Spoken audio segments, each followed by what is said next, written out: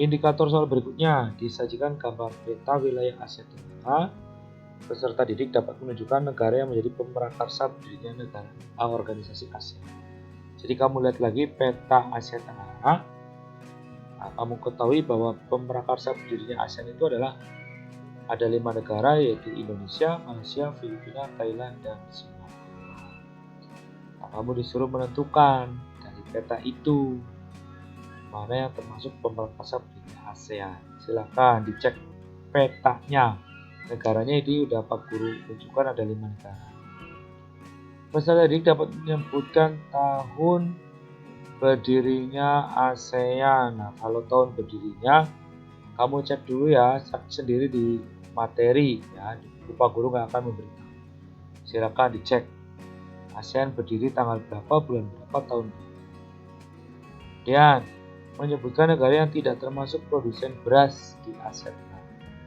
Yang bukan produsen beras. Nah, kalau Pak Guru akan menyampaikan ini negara produsen beras. Nah, kalau ini yang sebaliknya, yang malah merupakan produsen beras di Asia Tenggara. Ada Indonesia, Filipina, Thailand, Vietnam, Myanmar, dan Malaysia. Kalau soalnya yang bukan, berarti yang bukan selain negara-negara ini ya. Selain negara-negara yang saya tampilkan. Itu jawabannya. Oke, berikutnya. Peserta didik dapat menentukan keuntungan yang diperoleh negara-negara Asia Tenggara dengan beriklim tropis. Nah, keuntungannya beriklim tropis. Oke, ini kita kembali. Apa sih untungnya negara beriklim tropis? Nah, ini saya sampaikan. Terjadinya perbedaan suhu atau temperatur antara siang dan malam. Tidak terlalu ekstrim. Jadi kalau malam ya tidak terlalu dingin, kalau siang ya tidak panas-panas. Seperti itu. Yang kedua, terjadinya musim penghujan dan musim kemarau yang bergantian setiap 6 bulan sekali. Jadi adil, setiap 6 bulan sekali itu hujan, 6 bulan berikutnya itu kemarau. Kemudian dapat merasakan penyinaran matahari yang sepanjang tahun. Jadi sinar matahari itu terlihat pada siang hari terus nggak berhenti ya. Itu untungnya iklim tropis. Banyak jenis tumbuhan dapat hidup di daerah tropis sehingga dapat bercocok tanam dengan berbagai varietas tanaman. Jadi bebas mau nanam apa aja jadi. Makanya kalau ada lagunya Gus itu seperti di Indonesia itu tongkat kayu dan batu juga bisa jadi tanaman. Seperti itu. Itu diibaratkan seperti itu. Kemudian memiliki kekayaan berupa flora dan fauna yang beraneka ragam. Itu keuntungan iklim tropis. Kemudian memiliki hutan hujan tropis yang luas. Sehingga kawasan Asia Tenggara dikenal sebagai paru-paru dunia karena banyak hutannya. Itulah karena iklim tropis. Indikator soal berikutnya mengidentifikasi persamaan keadaan alam negara Filipina dengan Indonesia. Ini Pak Guru lupa. Tapi perlu kamu ketahui bahwa sama-sama Indonesia dengan Filipina ini sama-sama kepulauan. Kemudian sama memiliki gunung berapi. Kemudian memiliki pantai yang indah. Nah, itu persamaan Filipina dengan Indonesia. Berikutnya lagi disajikan pernyataan tentang masyarakat modern. Peserta didik dapat mengidentifikasi yang bukan termasuk ciri-ciri masyarakat modern. Nah, kalau ini yang bukan ya, yang bukan ciri-ciri masyarakat modern. Tapi saya sampaikan di sini ciri-ciri masyarakat modern. Kalau nanti soalnya bukan, tapi saya sampaikan yang masuk ciri-cirinya. Pertama, demokratis. Kemudian bekerja di industri, PT-PT. Mulai meninggalkan budaya daerah. Kemudian individualistis. Lebih mengutamakan dirinya sendiri ya. Urbanisasi itu pergi atau berpindah dari daerah desa ke kota, itu urbanisasi. Atau dari daerah yang sepi ke daerah yang ramai, itu urbanisasi. Kemudian berkembang dan mencari hal baru, itu ciri masyarakat modern. Lalu disajikan pernyataan tentang modernisasi dan faktor utama yang mendorong terjadinya modernisasi. Nah, faktor yang menyebabkan modernisasi yang pertama perkembangan ilmu pengetahuan dan teknologi. Kemudian yang kedua perdagangan bebas, itu penyebab modernisasi yang kedua. Yang ketiga kebebasan berpikir dan pendapat, itu penyebab modernisasi yang ketiga. Yang keempat kebebasan media, itu penyebab modernisasi. Kemudian dampak negatif dari modernisasi bagi masyarakat. Nah, ini saya tampilkan dampak positif dan dampak negatif. Dampak positifnya terjadi perubahan pada tata nilai setiap peserta sikap. Nah, memiliki pola berpikir yang berubah dari pola pikir irasional menjadi rasional. Rasional itu yang jelas-jelas ya, yang nyata aja. Perkembangan dalam bidang ilmu pengetahuan dan teknologi. Jadi ilmu pengetahuan dan teknologi sangat berubah. Terjadi perkembangan pada ilmu pengetahuan juga dapat memberikan bentuk dalam proses modernisasi yang terjadi di masyarakat. Ini sama dengan yang tadi. Kemudian adanya peningkatan pada kehidupan masyarakat yang berubah jadi lebih baik. Ekonominya mungkin ya baik. Kemudian mengalami perubahan perilaku secara hidup dengan ilmu pengetahuan serta teknologi yang terus berkembang. Jadi perubahan perilaku. Dulu mungkin mau ke kota naik delman atau naik kuda, sekarang bisa naik sepeda motor atau mobil atau bus atau transportasi lain.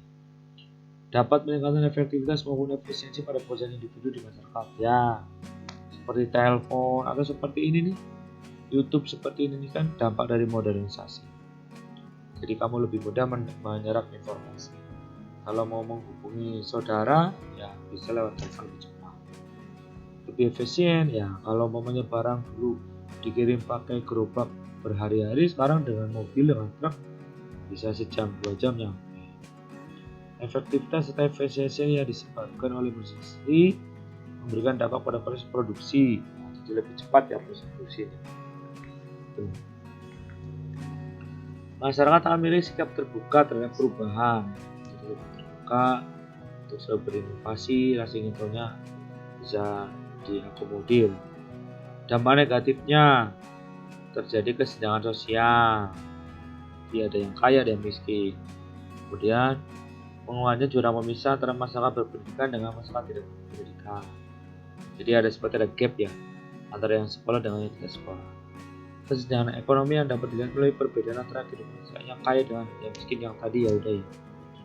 Yang keempat pencemaran lingkungan, iyalah karena industri ya. Dan dampak pada meningkatnya kriminalitas ya, pencurian, perampokan bisa meningkat. Pergeseran nilai-nilai pada kebudayaan lokal ya, jadi sekarang itu orang-orang daerah juga sekarang lebih suka pakai bahasa Indonesia atau bahasa Inggris, malah malas menggunakan bahasa daerah. Hilangnya adat istiadat dari kebudayaan lokal terkikis ya. Dulu upacara adat sering digelar, sekarang udah pada males. Terjadinya bias westernisasi. Westernisasi itu berarti ke barat-baratan, jadi ke Eropa seperti itu, orang-orang bule ya. Di budaya barat tuh diagung-agungkan, padahal belum tentu lebih bagus daripada budaya kita. Kemudian kesenjangan teknologi, jadi kadang ada yang bisa menggunakan teknologi, ada yang nggak bisa. Itu dampak negatif. Tadi ada dampak positif, ada dampak negatif. Walaupun soalnya dampak negatif, tapi saya jelaskan dampak positifnya juga. Disajikan gambar aktivitas manusia, dapat menunjukkan contoh aktivitas. Nah ini kalau ini kan kita nggak tahu gambarnya apa. Jadi kamu lihat lagi gambarnya dengan teliti, baru kamu nanti bisa menyimpulkan itu aktivitasnya apa. Yang berikutnya disajikan gambar kegiatan industri. Peserta didik dapat menganalisa dampak negatif kegiatan industri. Nah ini industri apa dulu? Ya, kamu bisa lihat gambarnya juga. Ini dampaknya kalau pabrik bisa pencemaran udara, pencemaran air, pencemaran suara, dan sebagainya. Kemudian menentukan salah satu manfaat adanya kerjasama ASEAN di bidang ekonomi. Ya, manfaat kerjasama ASEAN dalam bidang ekonomi.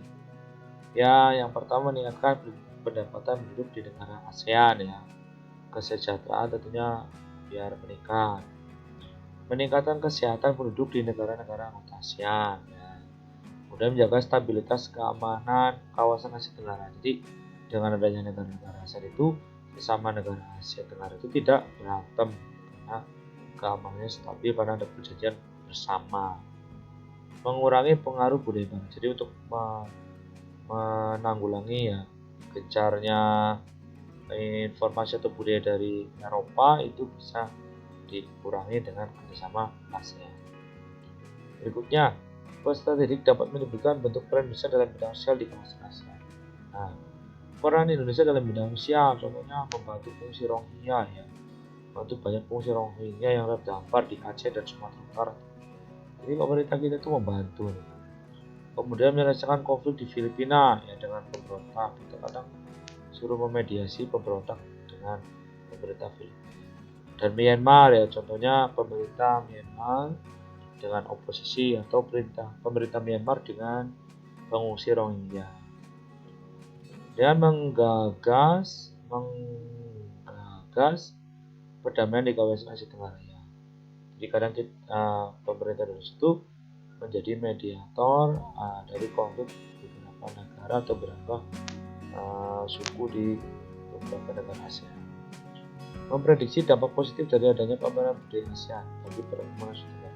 Ya, pameran budaya ASEAN itu memiliki dampak diantaranya ajang untuk memperkenalkan budaya bangsa, sarana tukar menukar informasi budaya, kemudian mendapatkan keuntungan secara finansial. Dengan adanya pameran itu kan biasanya ada yang beli, nah itu kan mendapatkan keuntungan di sini. Indikator soal berikutnya, peserta didik dapat menentukan yang merupakan tujuan didirikannya organisasi ASEAN. Yang bukan ya, ini yang bukan lagi. Tapi saya akan angkat yang tujuan sebenarnya didirikan ASEAN-nya ya.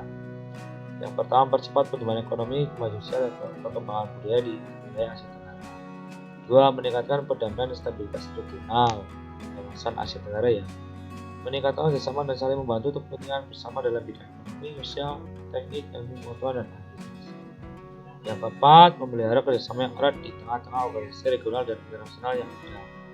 Yang kelima, meningkatkan kerjasama untuk memajukan pendidikan latihan dan penelitian di kawasan Asia Tenggara. Itu. Oke, mati. Sebentar.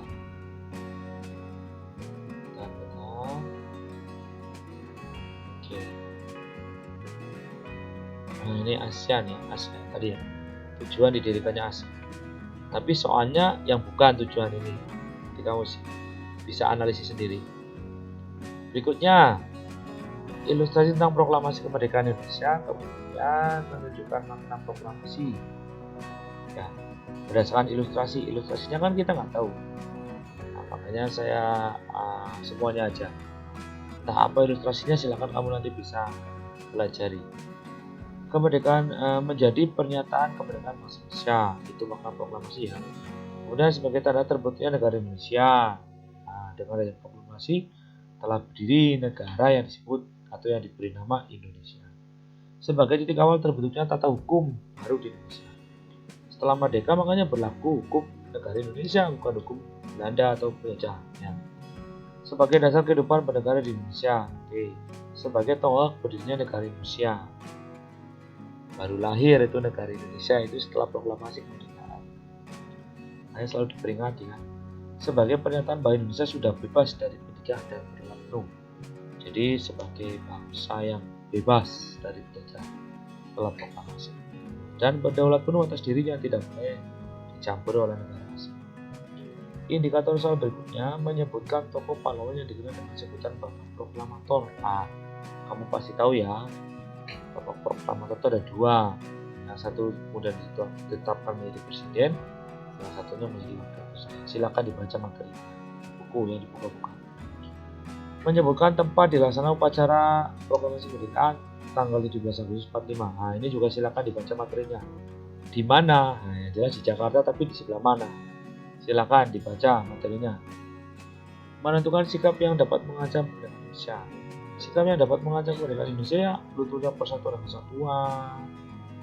Kemudian menjunjung sikap kedaerahan, ya, kesukuan, agama, tidak bekerja sama. Kemudian mendahulukan kepentingan pribadi daripada kepentingan bersama. Iya. Ini bahaya nih kalau orang itu lebih pentingkan diri sendiri daripada orang lain. Kemudian sikap anti toleransi, ya sikap yang tidak mau menghargai pemeluk agama yang lain. Itu juga akan menyebabkan apa ini dengan soalnya ancaman kemerdekaan. Indikator soal berikutnya menentukan cara mempertahankan kemerdekaan yang dapat saat ini ya. Cara mempertahankan kemerdekaan yang saat ini bisa dilakukan ya belajar dengan rajin, peningkatan kesejahteraan masyarakat, mencintai produk dalam negeri, menggunakan produk dalam negeri, ya, membuka persatuan dan kesatuan, menjunjung nilai toleransi. Nah itu seperti itu. Banyak lagi yang lain. Bekerja sama dengan orang lain, beda suku, beda budaya. Itu contoh cara mempertahankan kemerdekaan. Oke, baik, saya rasa cukup. Sudah selesai ya. Bedah kisi-kisi soal US mata pelajaran IPS tahun 2005. Silakan dipelajari lagi, disimak baik-baik. Ya, bagusnya kamu sambil membaca buku ya materi biar tambah mantap, karena tentunya di buku itu informasinya lebih lengkap. Kalau saya mengambil poin-poin pentingnya karena kan ini sifatnya bedah kisi-kisi. Jadi patokannya dari indikator soal. Oke, sekali lagi, jadi saya tidak membocorkan soal, tapi saya hanya membantu anak-anak untuk membedah kisi-kisi soal. Terima kasih sudah menyimak. Jangan lupa di subscribe channel Kak Tingginya agar saya semakin bersemangat dalam membuat video-video pembelajaran. Terima kasih, selamat belajar. Semoga nanti saat ujian sekolah bisa mengerjakan dengan lancar dan nilainya hasil US-nya tentunya memuaskan. Terima kasih. Sampai berjumpa lagi di lain waktu dan kesempatan. Dan tunggu bedah kisi-kisi materi mata pelajaran. Terima kasih. Assalamualaikum warahmatullahi wabarakatuh.